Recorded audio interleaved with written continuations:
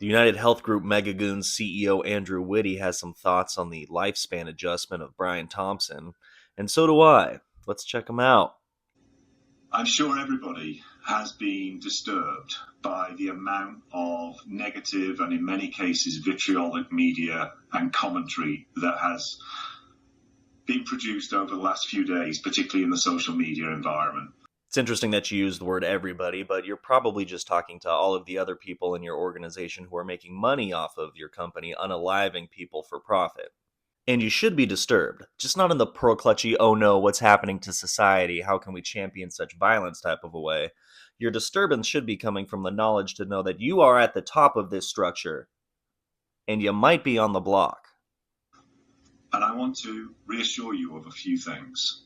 Well, that always implies we ain't changing nothing, so kick rocks, plebes. Firstly, we are going to continue to make sure that we put patients, consumers, and members first. Surely by first he means first to be fucked over by their business model, right? Because first in the corporate structure and first on payroll is Andrew. As we always have done. Horseshit. The mission of this company is truly to make sure that we help the system improve by helping the experience for individuals get better and better. What people are we talking about here, Andrew? Because we're not saying patients, we're not saying the sick, we're not saying the people in need. This system that you're talking about getting better and better for the people, that's the flow of cash upward to you while you let people die. There was nobody who did more to try and advance that mission than Brian Thompson. And that's why the adjuster took Brian's claim on life and denied it.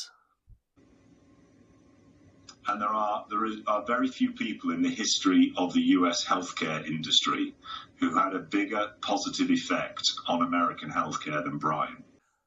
Positive. And we are going to make sure that we not only acknowledge and honor that legacy of Brian, but we will continue it. You saw what happened the first time, so find out. Our role is a critical role, and we make sure that care is safe, appropriate, and is delivered when people need it.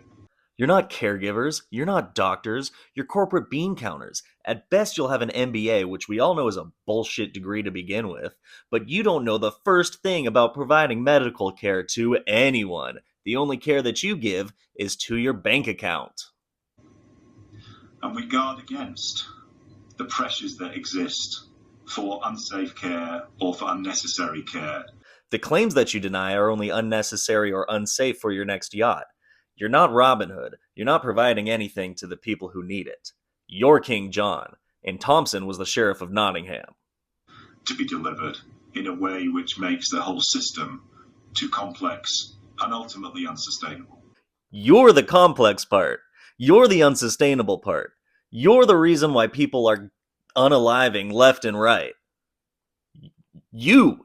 That's you. So we're going to continue to make that case. We will continue to do the work we do. You're going to keep making the case to deny, defend, delay, and depose. All right. And I have never been more proud of this company and our colleagues and what this company does on behalf of people in need across the country.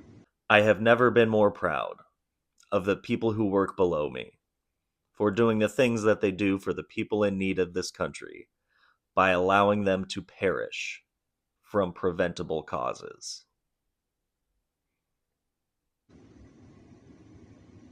I encourage you to tune out that critical noise that we're hearing right now.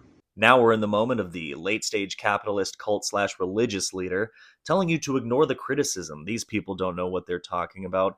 They're not one of us. They could never understand. They're Satan. They're the devil. It does not reflect reality. Except that the criticisms very much do. These people are so high up on their mountaintop that they can't even see the people at the bottom. They're trying to create in-groups and out-groups. None of that's real. It's all made up. Trust me. I'm the one that knows. Your bank accounts will thank you for it. It is simply a sign of an era in which we live. They always do hit on some amount of truth, but they twist it for themselves. What Andrew's trying to say is people have just become angry and aggressive and mean is kind of true, but they're angry and aggressive and mean towards the people at the top, towards the CEOs, towards the oligarchs, toward the ruling class. Now they're at their wits' end. They've exhausted all the tools that they have. The only thing left in their toolkit are these extreme measures. Those are the signs of the era in which we live, and that's what people are expressing. What we must do is focus on what we know to be true. Now, this is always a truth of the insular cult-like religious type people. It's their own truth.